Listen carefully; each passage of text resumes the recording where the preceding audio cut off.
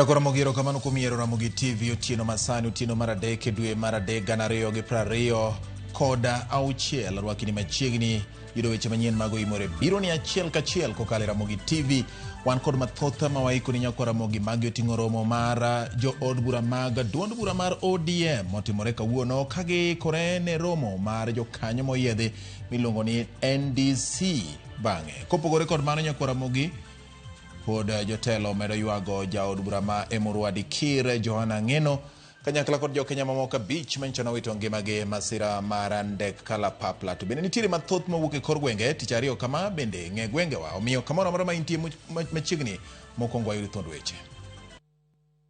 The parliamentary group also endorsed the decision to have the National Delegates Conference on 27th of March, 27th of this month. And from Friday, the party will communicate and give the 21-day notice. Kanyakla mar jood bura mag ODM oromo kendo podho ikruok ne romo magalamoro mar NDC ma ochan tarik 27 mar dwe manyien. We have lost one of our finest in conduct, finest in debate, finest in leadership. Without discrimination, he supported very low people, especially our artists. Jood bura okawo thuolo ma kawuono mar yuago jaod bura Johana Ngeno gi jo Kenya mamoko manyicha otho e masich ndek kalapapla. Tapo kagi mako lweta, jomoko mako tienda, to dayo monyuolo chuora, ema neno ka chuoya pala e bath tunda kae. Koro kodwa nonuo tago nduru to wuode owuok kuma ne ninde. Miyo moro e gwenge mag Rangwe yuago ratiro ka owacho ni dagi yande ochuoye gi pala nikech gwandruok mag pacho.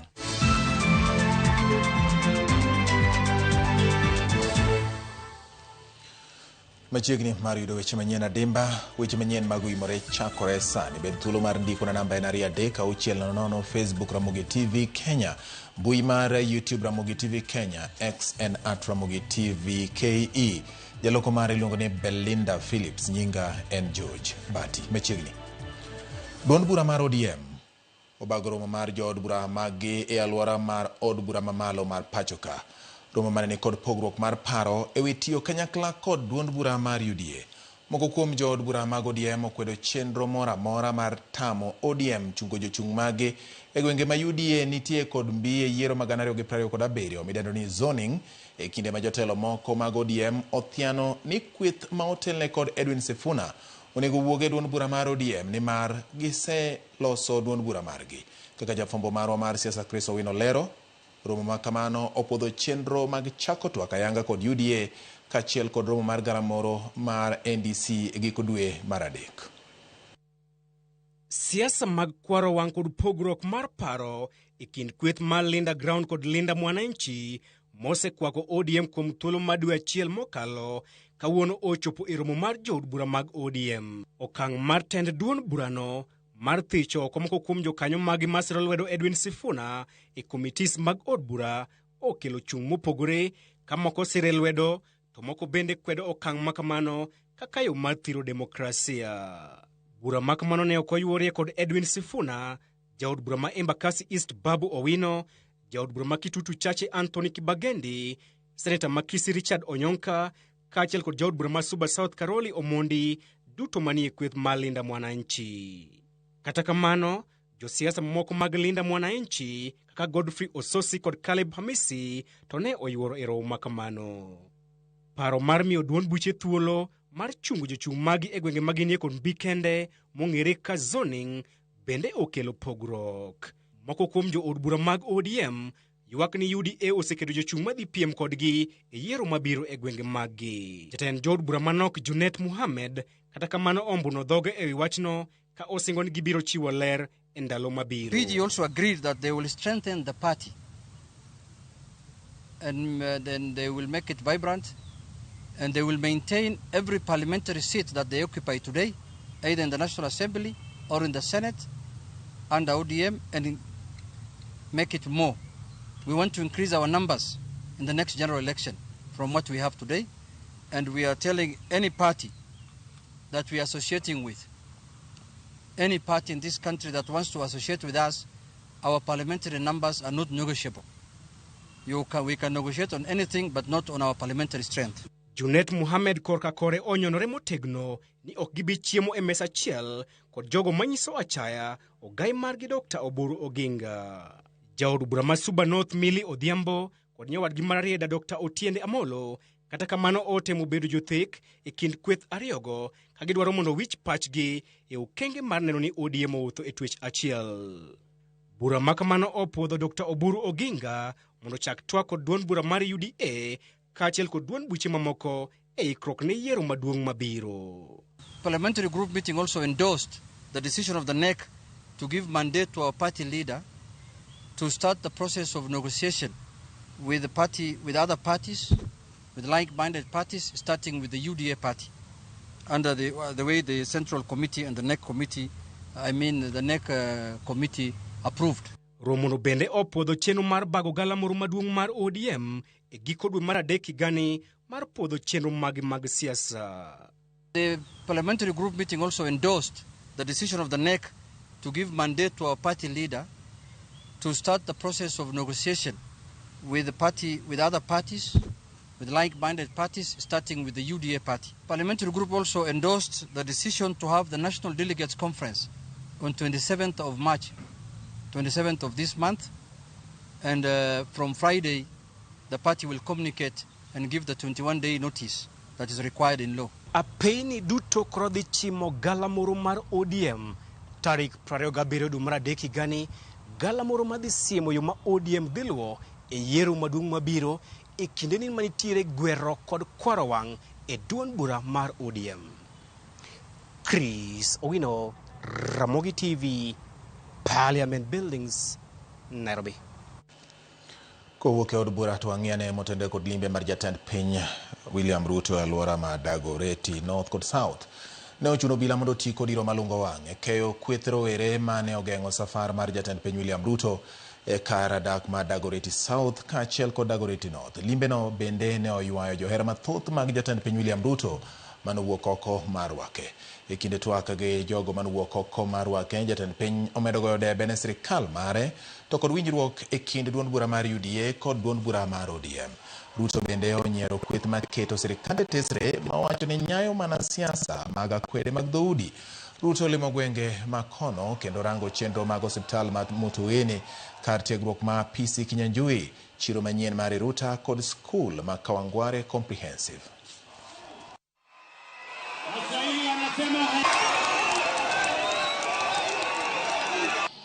Hawa watu niliwaeleza, hawa majamaa wanajaribu kushindana na mimi. Hawajui vile mashule inajengwa, hawajui vile barabara inajengwa, hawajui vile affordable housing inajengwa, hawajui vile soko inajengwa. Hawa jamaa hawana agenda, hawa jamaa hawana sera, hawa jamaa hawana mpango, hawa jamaa hawana maono. Ni kweli ama si kweli? Kama wangekuwa na maono wangetueleza, lakini kwa sababu hawana maono, kazi yao ni kusema ati wanataka ati mambo ya William Ruto. Rais ameniongezea ingine 80. Si ningekuwa mjinga nikikataa pesa zaidi? Wangapi mnakubalia tushirikiane na rais wetu? Gikone jood bura mag kaunti ma Nairobi okadho paro mar winjruok e kind sirikal mar kaunti ma Nairobi kod sirikal mamalo makoro chako tich ayanga. Jatend kweth mathoth e od bura mar kaunti ma Nairobi wacho ne gichiwo ne komiti ma ibiro telne kod Gavana Sakaja kod jotend migepe mag sirikal ndalo 30 mar chiwo ayanga kaka dongruok biro timore e bwo winjruogno. Seche manok tok od bura mar kaunti ma Nairobi kadho winjruok e kind sirikal mar kaunti kod sirikal mamalo. Moko kuom jood bura mag kaunti ma Nairobi kotene kod jatend kweth manok e od bura no Waithera Chege wacho ni koro gidhi pedho dwaro mar thicho oko ya PC Gavana Sakaja. Giwacho ni ndalo 60 mane gimiyo Sakaja oserumo to onge lokruok mosetim kata mosebedo e kaunti ma Nairobi. Looking at the county government as 10 functions. The 10 functions will continue operating as they are. The issue of the 8 billion is supplementing in terms of programs what the county government is doing. So there is nothing the county government has ceded to the national government to do independently. That's what it's called. In this agreement, even the project must be jointly identified. The implementation part of it, we've also said the county government must take precedence in the implementation process so that when the agreement comes to an end, we can having a closing that's saying there's transition, there's continuity of these programs. So there's nothing the county government has lost. I would want to start by thanking the MCAs of Nairobi County Assembly for passing the cooperation agreement. However, we also had another agenda of presenting the signatures of impeachment before the clerk for Nairobi governor. Unfortunately, we were not able to do that this afternoon. The clerk was nowhere to be seen. The speaker has promised us that tomorrow by 10 a.m. we'll be able to present the same before the clerk.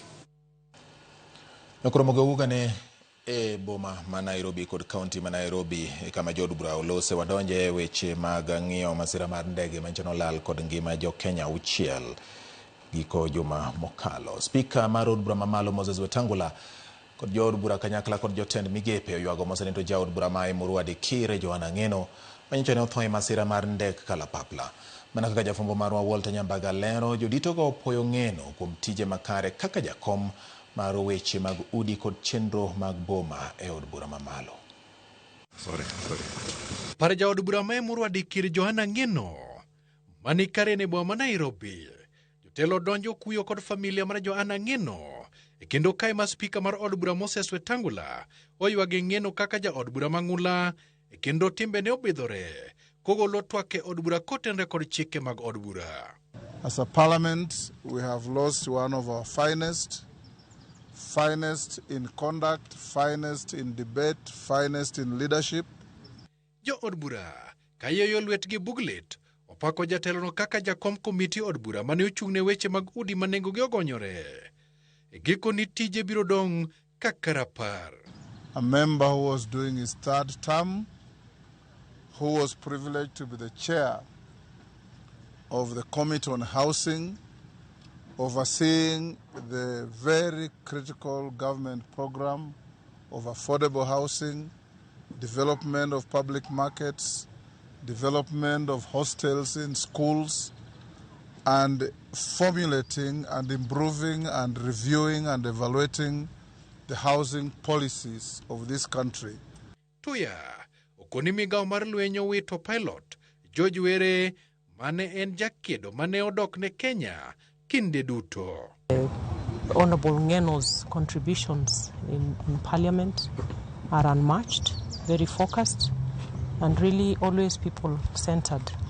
And we're also looking forward to hear from the family of Captain Were to know when that will be, and we are here to offer all the support. Tangula, binene kod otene duol marango chenro mag fuyo mag ndeke KAA. And also encourage the aviation authorities to ensure that regulations are enforced when the weather sounds and looks bad, what pilots should do, so that we don't have a recurrence of this kind of tragedy. Yodbura bende oketo dwandgi ewi tho mar achiel kuomgi. And Captain Were was a very experienced captain, someone who served in armed forces, left the armed forces and get into civilian aviation, and has done very well in his career and was a very careful and dedicated officer. Honorable Ngeno was a great man. He supported people without discrimination. He supported very low people, especially our artists. And Joana Ngeno and I shared one thing. We are people who believe in people first. Then party leadership and other bureaucrats can come later. As a result, we became very close. And we are consulting each other. Our difficulty is pronouncing the name of his constituency. Walter Nyambaga, Ramogi TV. Bero kod nonro mag ringre ji auchiel manchano tho e masira mar ndeke kalapapla County ma Nandi otim kendo yangore ni nyocha ne githo bang' hinyruok maricho mane giyudo agogi kod wiyegi. Jabero mar sirikal Johansen Oduor owacho ni ringre jogo bende nyocha ne owang' marach. En masira ma nyocha ne okawo oko ngima jaod bura ma Emurua Dikir kod ji mamoko kamoting'o jariemb ndege Colonel George Owere, Robert Kipkoech Keter, Amos Kimwetich Rotich, Nicholas Kosgei kod Wycliffe Kiprotich Rono.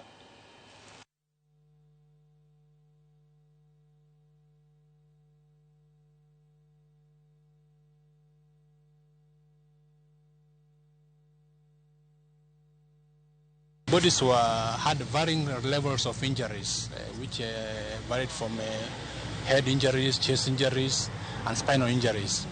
There are also varying levels of burns. Some were burns beyond more than others, but they were identifiable.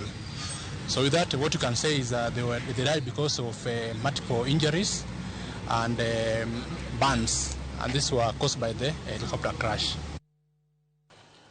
Wamedo goyo mos ne wede anyuola kod osiepe mag ji auchiel manchone owito ngimagi e masira makoch mar ndege. Kore kod mano ni jatend migawo mar teko Opiyo Wandayi oyango ni piny Kenya ni kod mo moromo nyaka giko dwe mar Ang'wen miyo kik oganda bed kod kibaji. Ma timore ka riwruok mar IMF oyango ni lweny masani dhi mbele e pinje mag Jo-Arabu osechako kelo medruok e nengo mag modhi ka ochumi mag pinje bende osechako yiengni. Lydia Okeyo nigi ler mathoth ewi wachni. Lweny ma pod ochuo chieng' e pinje Jo-Arabu bang' piny Israel gi piny mar Amerika monjo piny Iran osechako kelo luoro ni lwenyno kidek yiengo uchumi mar piny mangima. Kaluwore gi lwenyno, jatend migawo mar teko kod modhi ma pacho ka Opiyo Wandayi oyango ne jo Kenya ni kik gibed kod kibaji koyango ni Kenya nigi modhi morome gi alwora mare ka bende olero ni giseketo chenro makare ma ibiro kelgo modhi e pacho ka nyaka giko dwe mar Ang'wen higani. Kokalo e oboke mane ogolo kawuono, oyango ni gitiyo gi tudruok ma piny Kenya ni gomo tisini G2G mar loso chenro mamoko mag kelo modhi e thurka. Riwruok mata guch omenda mar piny mangima IMF kata kamano oyango ni gisebedo ka giluwo machiegni ahinya lwenyno, to nyaka sani chenro mag ohala kod loso mwandu osechako bedo gi ng'ikruok e piny mangima ka bende nengo mar modhi osechako idho gino makelo midhiero e chiro mar omenda. Gilero ni nyaka sani chal ok ber ahinya, to kata kamano pod piny okinyi kendo ok ginyal ng'eyo malong'o midhiero ma alanda ma lwenyno osekelo e yor ochumi ka koro gisingo chiwo nonro matut moyiengore gi kinde ma lwenyno biro kawo ka gibiro chiwo ler e dwe mar Ang'wen higani. Jalony e weche mag uchumi Odhiambo Ramogi yango ni lwenyno osechako kelo medruok e nengo modhi ka okang' mar loro odundu mar modhi ma Strait of Hormuz bende dhi kelo bagni e chenro mag ohala. Bech mafuta nyo ka lweny ochako, bech mafuta nyo idho malo. Sama nyarange gi nyoro nyo chopo 13% higher. I expect ni be no bo idho malo kata gi 50% nikech lweny ma Iran nigo gi Amerika gi Israel gi make sure ni jo pinje ma jirani kod gini odonje. Kata waziri wacho ni wan gi reserves, to reserves go koserumo to koro bang' mano bech mafuta aneno ka dhi medre. Koro ka mokwongo ogeng' ne meli ok nyal wuok, ok nyal dhi, tiende ni chae ma uso kuro, coffee ma uso kuro, livestock ma uso kuro ok nyal dhi. Ramogi yango ni kata kamano lwenyno nyalo biro gi gweth bende. Middle East nigi investors mang'eny nikech gin gi pes mafuta ma gisebedo ka gi invest mostly e tourism gi kono, to pesa no bende gisebedo ka gi invest in infrastructure gi. Koro with this new war, kawach ni lweny ni odhi mbele for long, tena ni ka position ourselves strategically, investment chanya duogo koni. Maybe tourism nyalo bedo affected kocha, koro mano nyamiyo wabed gi tourism koni matin. Ng'ama wuok Europe kata America koro nya consider Africa. Lwenyno sani oselandore ka piny Iran osemonjo dag modhi ma Saudi Arabia ka bende gisemonjo pinje kaka Qatar, Kuwait, Dubai, Bahrain kod mamoko. Matimore ka Tehran, boma maduong' ma Iran, odong' gunda ka oganda dar kanyaka sani ji maromo 789 osenegi e piny Iran. Monjno manotim gi piny Amerika komakre gi piny Israel nokelo nek mar Ali Khamenei, ma en jatend piny Iran, manie lemo mamalo mogik ma otesi ni Ayatollah. Piny Amerika osegolo chik ne jo Amerika duto manie pinje jo Arabu mondo mi owuogie pinjego bang' monj manotim e mbetre mag piny Amerika man Saudi Arabia gi Kuwait. Lydia Okeyo, Ramogi TV, Nairobi. Kawasudani riwruok makelo ne ratiro mag somo e pacho ka Elimu Bora Working Group koro dwaro ni piny owacho odwoko okumba mar thieth mane konyo jopuonjre kanie skul ka gikone ma dhi duoko piny kwan mag jopuonjre ma wito ngimagi e skunde nikech tuoche matindo machandogi. E twak ma gibedo godo kod jofwambo boma ma Nairobi, gikoni kwan mag jopuonjre ma osebedo ka wito ngimagi e skunde ahinya to tamni medore okinyi kod odhiambo, kendo koro nyaka tim nonro makare mar yango gima omiyo jopuonjre tho ka gin e skul. Judith Omondi nigi mathoth. Kuwokie skunde ma opogore opogore, counties ma opogore opogore, kama ogi county ma Nakuru, ripode mag tho mag jopuonjre skunde yo ma ok owinjore osekelo dondruok e kind jonyuol, jopiny kod skunde. Dondi mar yango tho mar jopuonjre ma nyaka sani koro gin 7 e tamni ma okwongo kende. Tho makoro riwruoge mag somo ma ok mag piny owacho koni piny owacho nyaka non malong'o. Riwruok mar Elimu Bora ma atwa kod jofwambo e boma ma Nairobi e odiochieng' ma kawuono koni kwan ni ng'eny kendo ok owinjo se. E tam mokwongo kapok ji odhi e half term kata e rusa matin mar half term, waneno ka nyithindo 7 osewito ngimagi e yore ma ok ni kare, kendo makata ministry mar somo ok nyal nyisowa ni tang'o motimogi. Kaluwore kod riwruogni, onge mar okumba mar thieth ne jopuonjre samoro omeny kod tho ma osenenogi, ka gikoni diere mane okumba mar thieth mar Edu Afya nitie, jopuonjre ne yudo thieth mapiyo nono e ute thieth, kendo tho ne ok nen kaka nenore sani. Insurance mar Edu Afya oduogi nikech ka wang'iyo e sirikal mar president mokalo moluor Uhuru Kenyatta, Edu Afya ne orito ngima mar nyithindo mathoth, kendo ne ok ochuno ni nyathi ya e background mane, ne ok ochuno ni nyathi ni e private kata intere public schools. Bora ni nyathi ne obedo registered in NEMIS, ne gibedo catered for across. Japuonj ne ok chandre ni to be pesa nitie kata pesa onge. Janyuol bende ne ok timre nade, ne ok chandre. Wakwayo ni mondo Edu Afya oduogi mondo mi ngima nyithindo omi priority. Ka koro giseyo piny owacho kokalo kuom migawo mar somo kuom leo ma ok oluwo ndach tho mar jopuonjre e skunde. Sirikal kokalo kuom Ministry mar Education kaachiel gi Teacher Service Commission oningo onon kendo one ni chike mag somo mantiere Basic Education Act olu kendo otim kaka dwarore kendo kaka owinjore. Kwa nini haizi kuchukua hatua hata kama inaonekana kwa wazi kuna jambo anaweza fanya ndio maafa aina hii vile tumeona likome? Kwa nini hachukui hatua? Etama chiel ni kende skunde kaka Moi Comprehensive, Njoro Girls, Sagero Adventist, Gatamayu High School e kind skunde mamoko jopuonjre gi oselal e yore mar riwruogni koni ne nyalo geng'. Judith Omondi, Ramogi TV. Nyako Ramogi wakao yuo marwa mokwongo weche manyien mago imore dakika en 21 bang' saa 3 mar otieno. Kamano in miyiero Ramogi TV mondo yud weche manyien matimorano ka ote medo donjo kama thoth ahinya. George Bernard Anyomi wuod Awendo inena makara ahinya gin kod David Anyomi kamano ahinya. Batine ni maler kendo amedo mana goyo mos ne familia ma ne owito jogi e masira mar kalapapla mane olwaro kinyisa ni makangira mar Kitare ema wacho kamano. Erokamano. Aneno ka indika ji ndiko moko bende ndiko gik moko luwore gi weche manyien ma wakelo dhiambo makawuono. Koro kitimo mano to adwani miya pachi kutende kod weche manyien ma wakelo gi sani, omiyo kamoro amora ma intie timane mano mapiyo piyo.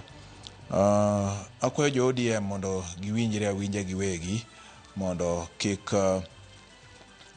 gikel pogruok piny Oganda mar Luo kachiel kod kuonde ma ODM nitiere kod mbi. Ondikna ka Shemo Tho Soja nyiso ni greetings but ya Luo News kendo mor but ya kwayo oganda wane ka giyie to wamedre uru kendo wasik kama ne let baba wewa. Kar jatend piny William Ruto tiyo makare kendo nyaka sani wanyalo neno olemo mage mathoth kaluo. Mar ariyo, gimoro onego time wach masira mar ndeke.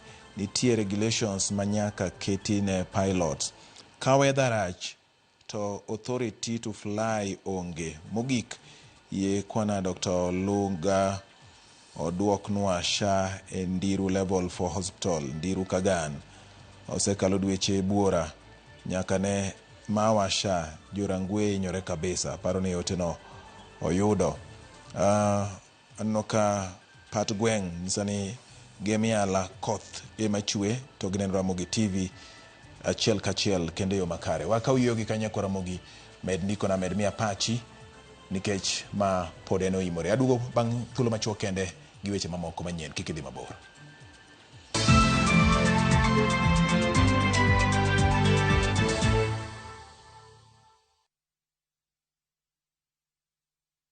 Your mother's love is with you wherever you go. It starts with little moments of courage to stepping out into the new world with confidence. Stay soft. Nothing lasts like mom's love.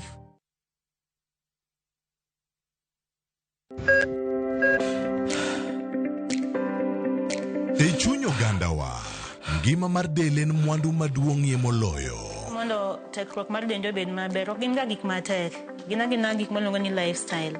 Manyiso ga jotuo ni gigi ok gin gik minyiewo, gin gik mitimo. We bedo gi kiawa, kendo chak bedo gi ng'eyo. Nachako chemotherapy. Side effects nen, yier wi nyaka lwar, constipation, chandi seriously. Waruaki e penj laktar, ma en tudruok gi lakteche molony. Isame dhir jahocho cha, nyaka ibed ni iseng'eyo ni mae shida ma an godo to adwa kony. Chakre weche thieth kod chiemo mar mine mayach, nyaka weche thieth mag tuoche masiko. Wakelo od thieth e od dak. Tuo mar rheumatic heart disease ne landore sana e gwenge ma poverty nitiere. Riwri gi Ruth Otieno, wuok tich nyaka tich abich, saa 12 odhiambo.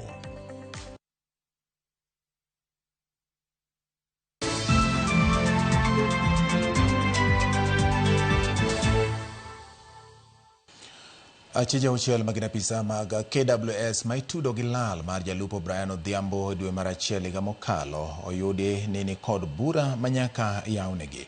Doho ma Nakuru oyango ni neno ma osechiw nyiso ni achijego owinjore maknegi bura mondo mi giler gima ging'eyo ewi lal mar rawerano.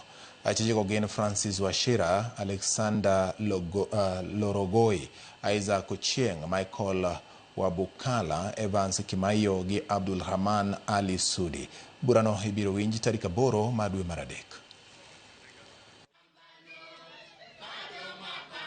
It is my finding that a prima facie case has been established against all the 6 accused persons sufficiently to require each accused to make a defense.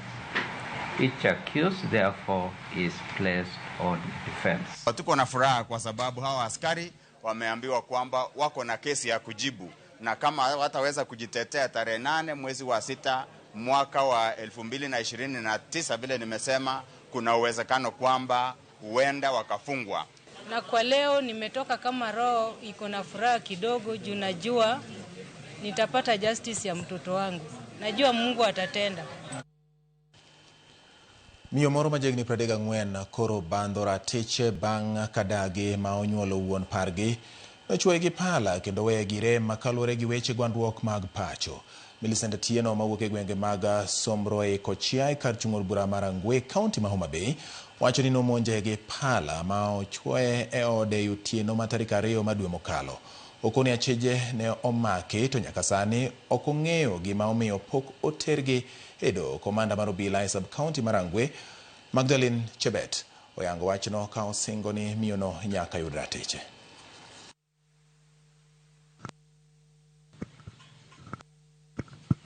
Kochopo tarik 2 dwe mar 2 napo kawinjo jomoko kadonje ei ot. To ne ok ang'eyo ni gin jomage, pacha noparo ni gin nyithindo ma odno. Bang'e kokaw dakika mathis tapo ka gimako lweta, jomoko mako tienda. To dayo monyuolo chuora ema neno ka chuoya pala e bath thunda kae. Koro kodwa nonuo tago nduru to wuode owuok kuma ne ninde. Wuode ni kowuok kuma ne ninde to gimako mana gi gocho ma wuode ni be gichuo bade gi pala. Adhi a report ka polis tarik 4 dwe mar 2. Omako jogo Friday gotieno. Onyisa ni jogo nasemako, lakini ok adwar ni miyo maduong' ni oninde ang'oa e sel kendo giwuok gi cash bill masing 10,000. Koro nadwa mondo ayud raticha e gima notimore ni. Nikech ochuoya pala, an sani onge gimoro amora manya timo. Ok anya dhi kata puodho. Gige gabe giting'o, ID na ne nie bag, giting'o te, gik ma uso te giting'o. Koro nakwayo mana mondo ayude raticha nikech koro polis mane nigi kes na cha olokore jasika. Moko kuom jopiny mawuok e ward ma North Kabuoche kar chung od bura ma Ndhiwa wuok oko kadok ne MCAs margi Boaz Kiri ewi ondamo mane od bura mar kaunti ma Homa Bay okawo mar gole committees mag od burano. MCA ma North Kabuoche ward no en achiel kuom MCAs 4 manolony e committees mag od bura juma mokalo. Ok wang'eyo gima dhi mbele assembly kanyo. Wawinjo matek mokalo. Kendo gino ok morwa kaka jo North Kabuoche. Wagombo mondo wayud dongruok nikech kokalo kuom Raymond Omolo waseneno kata pi kokunywa e dala mar Okota. Mine tuomo pi kendo mine modho pi maler. Mine sani ok wuog oko kogwen kendo chwagi mor nikech gibede ot nyaka piny ru. Ere gima mitamo Boaz Kiri mano ma iero gombulu mane ok ogwel. Tiyudo ko mimba mama ogwel omi power komiti 12 to Boaz itamo. In ng'ama chung bedo pile pile e orindi kagoyo buch Boaz mondo migole committees mag county assembly. Kasti chaki chung gi pepa ma undike no kidhi lando ni kanyo mondo mi owuoge.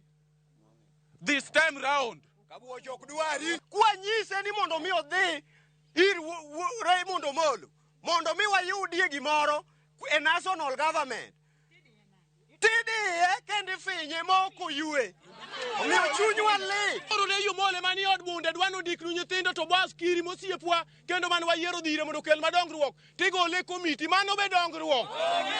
Omiya konu ni jomo riembo Boaz komiti warito kura wane ma wan.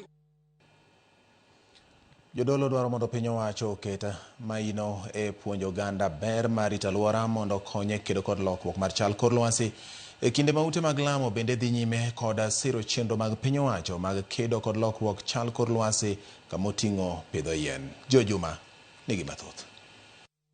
Ng'wech mar kedo kod lokruok mag kor lwasi pod dhi nyime e pacho kae. Ka migepe kod mopogore opogore dhi nyime kod keto kendo jiwo okenge mathoth e kedo kod lokruok mag kor lwasi e pacho kae. Kanisni bende koro ok odong' chien e ng'wech mar kedo kod lokruok mag kor lwasi e kaunti ma Migori. What do I ensure ni we empower the community mar pidho kata chiemo nikech wayudo ka nitiere nok mar chiemo. We've been able to capture all spheres of environmental activities. We've been planting trees as an organization. We've been doing our market cleanups. The government should do more of civic education towards training and enhancing more information to our citizens on the importance of planting trees, on the importance of taking care of our environment. Joten kanisni mopogore opogore riwruogno mar Steward of Grace International Africa mane wuoyi kinde mar yawo opis margi mar Steward of Grace International Africa e bade ma Migori kod Kuria ka otele kod Apostle Patrick Tile Namolo wach ni ng'wech mar kedo kod lokruok mar kor lwasi pod digni nikech jopiny mathoth pok ong'eyo ting' ma gintiere godo. Koro wadwaro ng'eyo kendo wadwaro mondo mi watim mijing'o marwa ni weche alwora obedo kod weche mag liet odok piny, weche mag chido mar kor lwasi odok piny. Tile nowacho ni kaka jodolo kod jokanyo moko mag kanisni gidhi nyime kod chenro mar pidho yiende kod chenro mamoko mag rito alwora. Wanyalo wacho ni wasepidho yien moloyo to e gwenge mag Migori. Wasepidho yien, wan gi rekod maber kaluwore gi kaka ne wachako. Sani koro yien wasepidho, wasewuotho e chirniwa.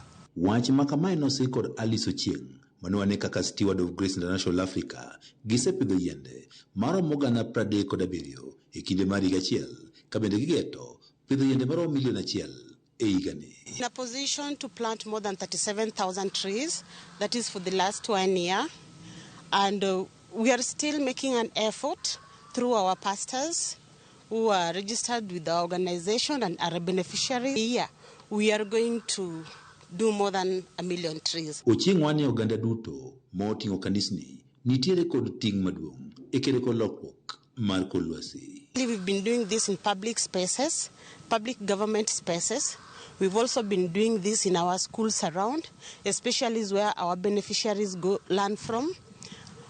We've been doing this in our churches towards environment and to combat issues to do with climate change. We've been able even to talk to even minors on how to reduce the land degradation. Jidolo gwani cha ochopo makanisa nyaka koro bed kod chenro moko mar konyo piny owacho kod oganda mang'ao e kedo kod midhieche mopogore opogore ma oting'o lokruok mar kor lwasi mok iketo mana maino e yalo injili kende. Jotich Nyasaye bende wadwaro ok ni en mana yalo injili gi dhok, but wadwaro ni gi yal injili gi tim.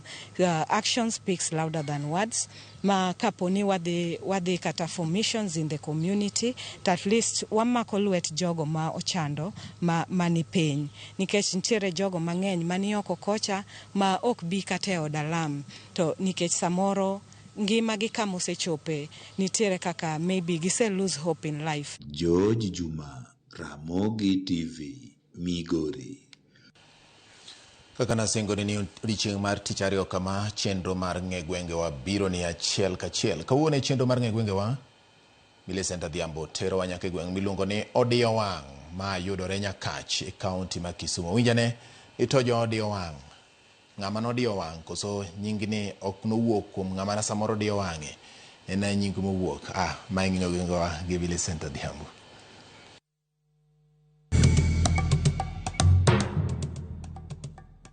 Nyakwara Mogi Ajwang' machiegni kendo e tielo machielo e chenro ni mar ng'e gwengewa ka jumani kalapapla mar ng'e gwenge pod onyonore mana e kaunti ma Kisumu kuma owuok e gweng' mar Okanowach Ofuyo mana e sub county ma Nyakach kanyo ma odogo piyo e gweng' ma iluongo ni Odio Wang'e. Ka iselimo kata isewinjo kama iluongo ni Odio Wang'e, iparo ni ang'o madinemi chak gweng' ni Odio Wang'e. Achiel kachiel watwak mokwongo kod jodak malorani ginyiswa ni to ginto pachgi chalo nade e wi gima dinemi chak gweng'ni ni Odio Wang'e. To nayudo ka en gweng' moro modire kamoro madundo, to en interior ma gik moko onge, ne en bungu. Gweng' miweni jomodake nokia gima timo. Koro kane wanono wapenjo, tinyisowa ni Odio Wang'e ni ne gin kadianga mane ni okano wach. To bende ni ne en e kind aora ma aora oluorogi. Kidhi koni nitie aora, kidhi koni en aora, kikalo kidwa dhi kuen aora. Koro wachalo joma nodhi kamoro achiel madiny. Koro aparo ni mane momiyo ne giketo nying mare Odio Wang'e. Ne en kama odiore. Jirendege ne nitiere, lakini jirendege ne dongo, lakini en to nowuok kama odiore. Mane momiyo nying Odio Wang'e nobiro. Got kocha gi wieka to ne gidhi gidonjo mana kama tin kae. Koro kama ne gitin ni ne en kama no odhi ochalo gimopondo. Koro ne gibetie ni Odio Wang'e. Kawuono mang'eny nodong' Okano Wach. To moko nobiro koni. Koro ka gibiro koni, giwacho ni ya koni koro iluongo ni Odio Wang'e nikech en e kind aora ga aora. Koro emomiyo ne giwacho ni en Odio Wang'e. Koro aparo ni luonge ni Odio Wang'e nikech ne en gweng' moro mane obedo kamoro matin kama endi.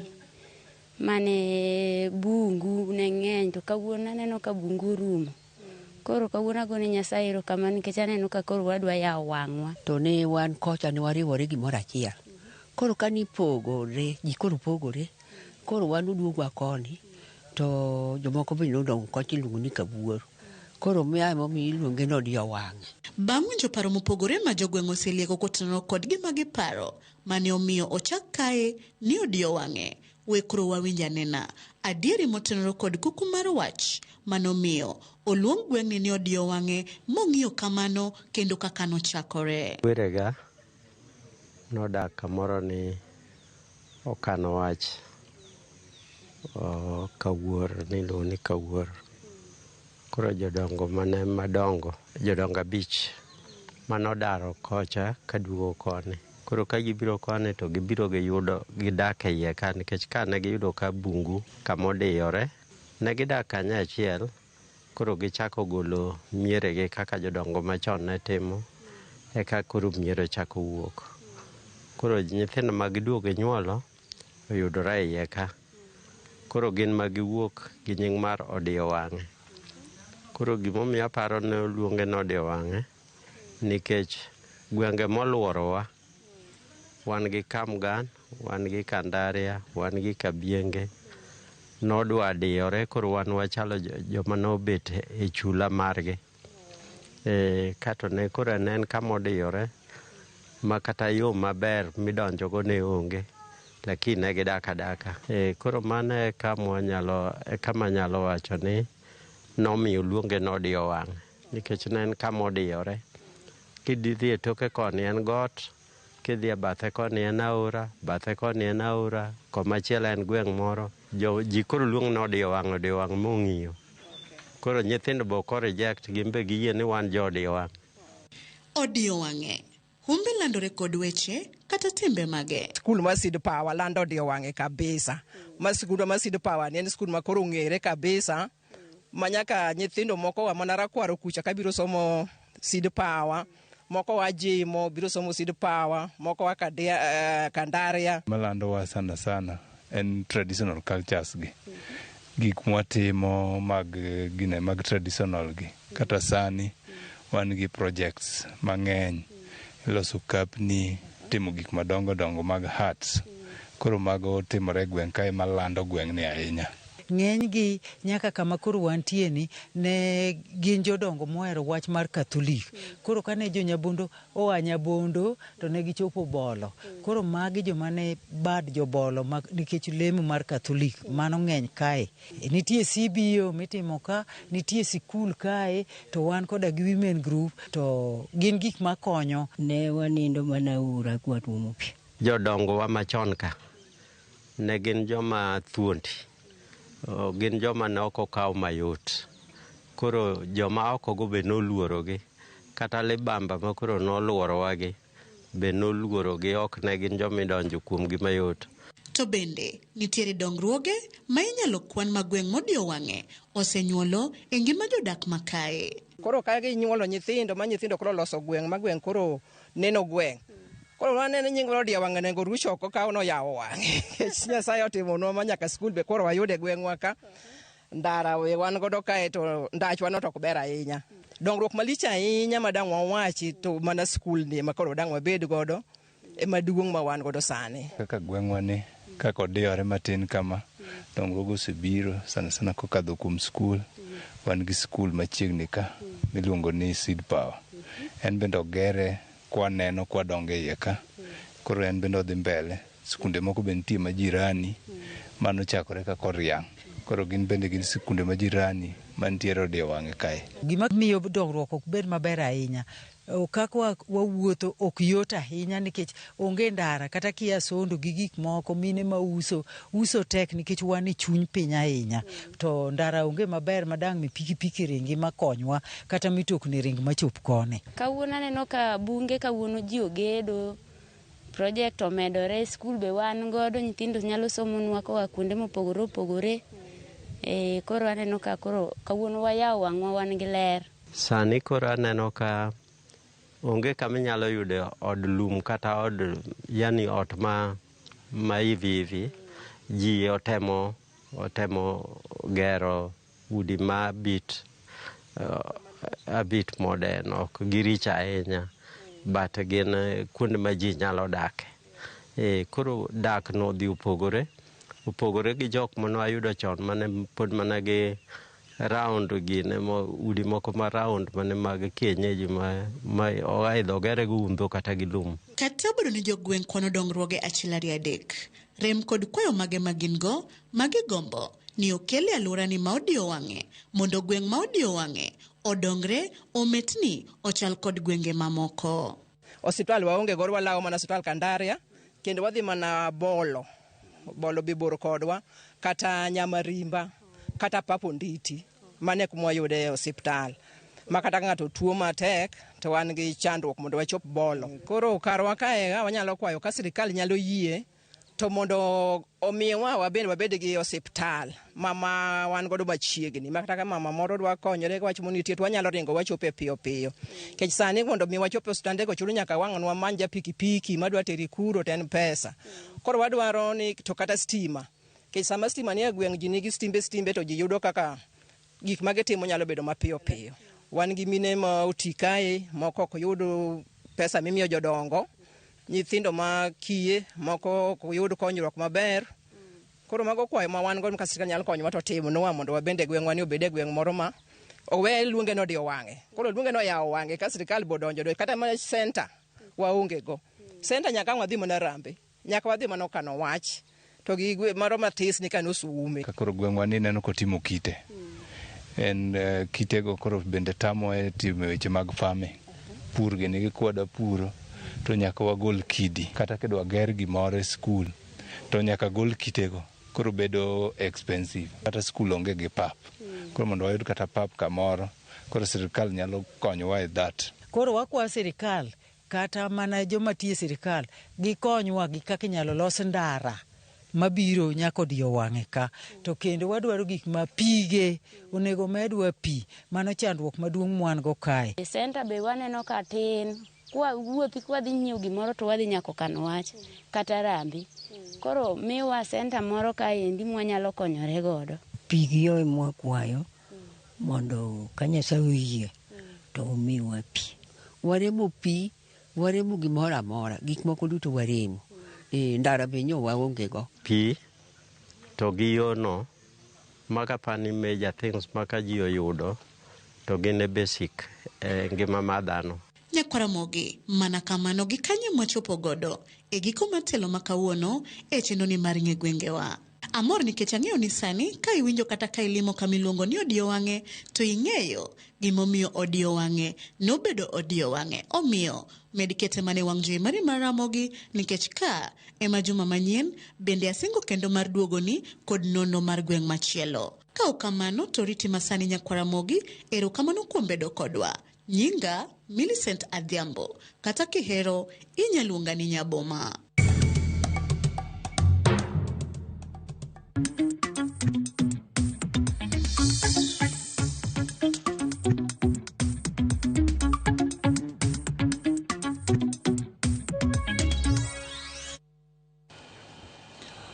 Nyakwaramogi iwinjo kaka odiyo wang'e ne nyinge ochakore. Koro sane jo Nyakach kwayo ni mondo chake kata lok ni nyingo yud batiso, timne baptism kiluonge ni oyawo wang'e. Aya, ting' ni e lwet jopiny mar loko nying no. Kich koro gine magineno ka wang' odiyo wang'e, koro gweng' no yawo wang'e. Owere kod mago, onge mar kambi sukari e kaunti ma Siaya en gino mosethiro yuto mag jopur niang' ni mara ing'ado gi omenda makore lanch mar tero niang' e kambi ma Kabras e kaunti ma Kakamega. Gino magiwacho ni weyo gi kod yuto matin kata bang' tiyo gi omenda mathoth e weche mag pur. Kata kamano jopur e bwo mabul mar Siaya Sugarcane Outgrowers Farmers Society onyiso geno margi ni poni kambi mar Lake Agro mosebedo katayo tijene e Thidhia Mayala nyalo gero kambi mar sukari e Thidhia no bang' yudo puoth kowuok kuom board mar sukari, to gibiro yudo fungruok kendo mano biro medo kwan mag jopur madonjo e pur mar niang' Siaya. E twak margi jofwamb weche jopurgo onyiso geno margi ni kambino biro chugo thuolo mag tije ahinya to ne rowere kod wakeini ni mar gisebedo ka girito kambi mar sukari kuom thuolo malach. Miyo kata mana transport charges michajowa katero niang' Western bedo mang'eny. Koro gini o limit pesa mono odhi yudo net pay odoko chien. wasiro matek be odwaro mondo kak tekro kadwe machielo oregno kaidigo. Gweng'wa ka ong'ech osebiro kendo ong'eche chandowa sawa. Oduma kopidho ng'er chamo. Koro niang' to kopidho ng'er ok cham. Koro mane ber mwaneno kabisa ni sama wapidho niang' yuto mare bende ni malo. Ae kendo machielo ni kokelnwa kambi machiegni to en morwa nikech koro kata mana nyithindo ma wan ge gweng' kar ka buro yudo tich nikech ka en kama chiegni ok en kama bor. Po tuingie mji ya Siaya County kwanza kupanda upanzi wa miwa. Tulikuwa na shida mingi ya kusomesha watoto. Nyumba zilikuwa nyumba za nyasi, lakini sasa watu wamekuja nyumba za mabati, nyumba za permanent. Sasa watoto wanasoma waenda kwa shule vyuo kuu. Sasa wakulima sasa wapati changamoto ya kulipa school fees. Chakula kwa nyumba wanapata. Sasa kama ekari moja inatupa tani 65, mkulima mzuri. Mkulima katikati anapata tani 40.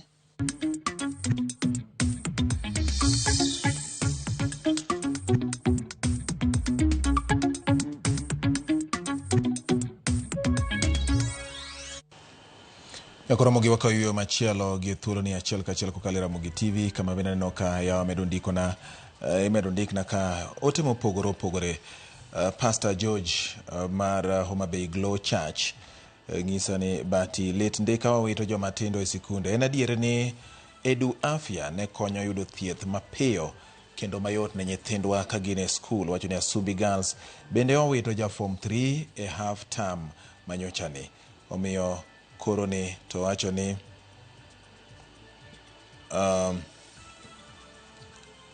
odwaro ni kaber to Edu Afya mondo duogi kendo bedie sikunde. Ero kamana ahinya. Kasto anno ka Solomon Akuo mar Kibuye wacho ni jo ODM onego puonjre rwako paro mar jomoko bende kik giriemb ji e chama to gipuonjre rwako pa jopiny duto te to ka gitimo kamano to biro mana bedo one time ne thoth jotelo manie duond burano. Okay, mane gima kum Solomon bende owacho achiel kachiel. Ero kamana nya Elena Muse Watindata owacho ni I'm watching Ramogi TV from Nairobi, Lower Kabete. Ramogi TV inatuonyesha mambo mazito sana yaliyotokea nchini Kenya. Asante. Ero kama na enya Lena kumkete Ramogi TV in bende odhiambo ma kawuono. Wino janabi kantiro yani Masai mama mochweyo chiwode no otere hospital pima ne ka bende wiye radier koso diponi en gi chandruok moro nikech weche mag chandruok mag obwongo tinde oywa bedo mang'eny. Ero kama no wino janabi kantiro yani Masai. Bati weche manyien chopo yo makare neno ka wantiere iluonga ni Martin Ochieng mar Ruea ema wacho kamano. Ero kamano ahinya. Jafitina Jasitina wacho ni jo ODM obedo gi riwruok kendo giwinjre giwegi kik gibed jok ma nyalo kelo pogruok. Tinga wuonyora ata wacho ni winja ka entiere dala mar Kisumu gin koro chieng' minariambo ma janyalo wunya. Ero kamano ahinya. Yiena mondo akaw yweyo gi kanyo kendo dakika en 51 bang' saa 3 mar otieno. Weche manyien mag Imore duogo bang' thuolo machuok.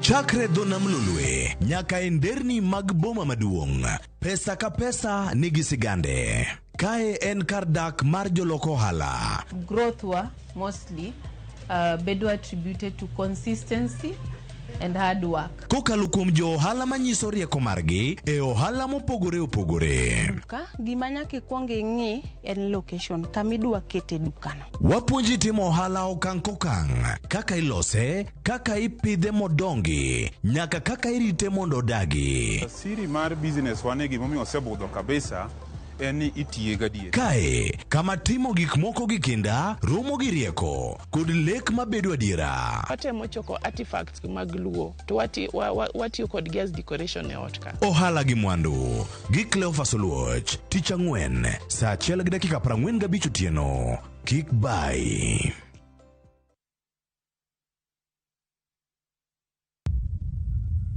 Kar chakruok wach ne nitie, to kata sani pod nitie weche machando ganda manyaka many duoko maggi. Kinglibimbe chando wa kabisa, chando wa okwa pur an mokwongo bimno lawa magora piny maidongine no lwetani. In wacha nikech asewuok oko mar keloni joma ni kod duoko. Nam kanyo koro sani wan gi shida nikech rewa kethore kendo wause nengo mokethore nikech waonge gi kaka wanyalo preserve gi kwarito godo chiro. Tudri koda an George Bati e chenro mar Mbakoromo Iwacha tich adek saa 4 okinyi nyaka saa 7 odiechieng' mana e Ramogi TV.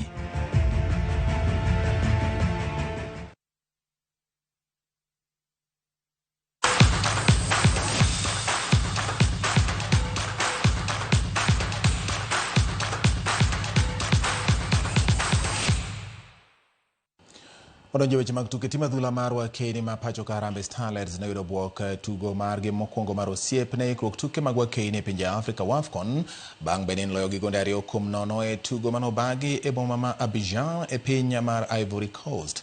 Starlets koro rito tugo margi mar ariyo mar osiep e ikruok ma kamano kiny tich adek kod tim mar Ivory Coast kapok gidhi gi ndege kendo chomo piny mar France kama gidhi chuo e kambi ka gidhi nyime kod ikruok ne tukego mag pinje Afrika. Harambee Starlets ma itayo kod kocha Belin Odemba nitiere grup mar A mag tuke WAFCON ka bende timbe magengo e grupno ting'o jobag tuke Morocco, Senegal kod Algeria.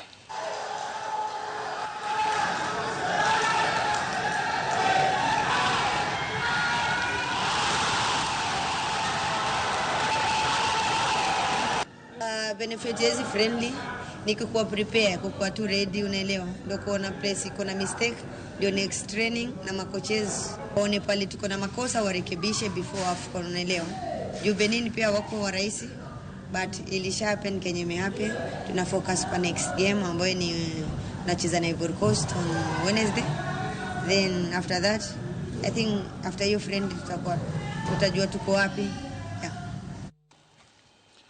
Tielo mar ariyo mag romba tiego jofweny talanta mag adhula pacho ka dhi nyime boma ma Mombasa kendo kelo kanyakla jofweny talanta e kidienje mopogore opogore e tuke adhula pacho ka. Romo ma kamano misiro kod riwruok matayo tuke mag adhula e piny mangima FIFA kokalo kuom riwruok matayo tuke mag adhula pacho ka FKF kawuono donjo odiechienge mar ariyo ka jofweny talanta go pod dhi nyime gi yudo tiegruok e weche mag fwenyo talanta e yo makare.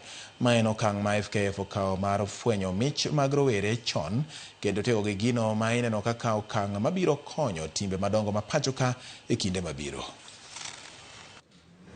Hawa mascouts lazima waende mashinani Kenya mzima, waende kututafutie wale vijana ambao tunajua wanaweza kufidi katika zile timu zetu za under na hizi za senior team zote kwa upande wa wanawake na wanaume. This is an addition to value in terms of how we identify our talents, because now the technical department FKF has come up with a structure of how we are going to identify talents.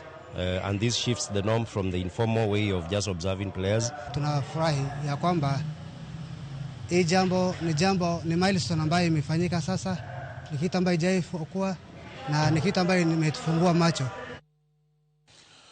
Riwruok matayo tuke piny mar Qatar ochungo tuke adhula e pinyno tok lweny ma osaso piny mar Iran kendo lweny no kere kendo kelo kiongo e pinje mag Jo-Arabu.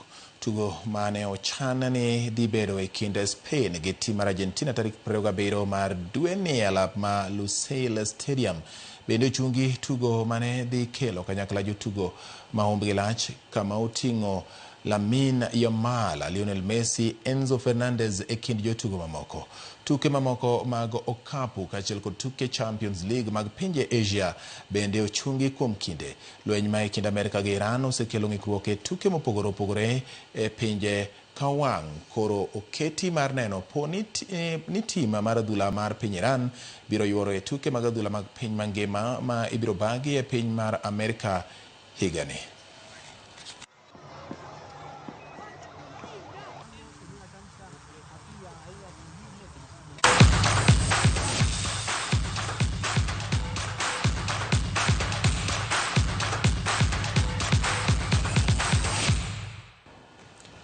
Erokamano nyakora Ramogi kuom keto Ramogi TV chakruok nyaka giko mar weche manyien mago imore achiel kachiel. Ote madonjo ka walid galidha mapiyo piyo kapok awuok gi e kindene nikech kang'iyo ka aneno ka yawa ndiko na ahinya joma mia pachgi e weche ma nitiere ka ano ka bende oimore bunge la wananchi ma Migori. Evans Kidero mar Migori wacho ni bunge la wananchi kotelegi kod Jakom Charles Osewe kod SG Timon Omiti Jarongo Siro Tendo DM motele kod Oburu Oginga kod Gladys Wanga kendo wane bo broad based government. Erokamano Evans Kidero mano organizing secretary mar bunge la wananchi Migori.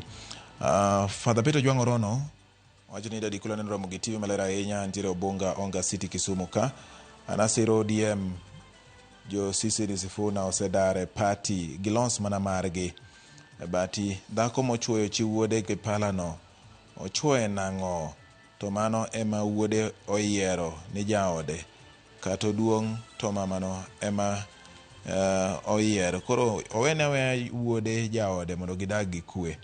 Okay, mane kaka en kaso anoka japuonje Evans Agaya wacho ni lweny nyaka miwa wasi nikech pesa mathoth idhi tigo e lweny at expense of trade in the world. USA kod Iran lweny margino en lweny makoch kendo is dangerous. Mane gimondiko japuonje Evans Agaya kantire Ogunja Ambira kucha mondiko ote machalo kod mano. Erokamano Jaro Soja wacho jatugani ni malera ahinya kantire Gor Mahia State House Nairobi antie tok Ruto anosiepa Dr. Raymond Omolo. Erokamano Jaro Soja in bende kuom kete e Ramogi TV. Yena mondo alore gi kanyo nikech seromo ka saa 4 mar otieno. Erokamano kuom yiero Ramogi TV chakruok nyaka giko. Kuom thuolo ni duto jaloko mara osebedo Belinda Phillips, Nyage Moremo, director mara osebedo Alex Obado kachiel kod Kiru mar ariyo oting'o kanyo Rosie, oting'o Ben, oting'o Chalo, oting'o Asuza. Giduto gisebedo kanyo mar miyo ni weche gi ochopo yo makare kowuok e odwa mar kawo weche kendo loso weche gi achiel kachiel. Jatend Rajay Bonyo, jachung weche Ken Muga gi reporters waduto te ogundho gi nyakwara mogi kendo gibiro ni yo manyelni ahinya. An bende kowuok kora koni oganda ma joluote bednin Kenya kata pinje maoko poch gi pak ya manitiere gwenge mag pinje jo Arabu. Wakwayo ni Jehova Nyasaye mondo mi warita makare kinde ma pod gige lweny dirore kor lwasi kind piny Amerika kod piny mar Iran. Mad Nyasaye umo kendo chielu ganda luo manitiere Siaya uduto te amor kodu, Kisumu amor kodu, Homa Bay amor kodu, Migori Pacho amor kodu, ganda mawuok Suna West, Wasweta tu, Rubaragana, Ngemagwasi Mbete kachiel kod Wiga Ward Dala. Nyasaye mondo umona ukendo ting'u malo. Kao kamano nyinga en George Bati Oriti Masane.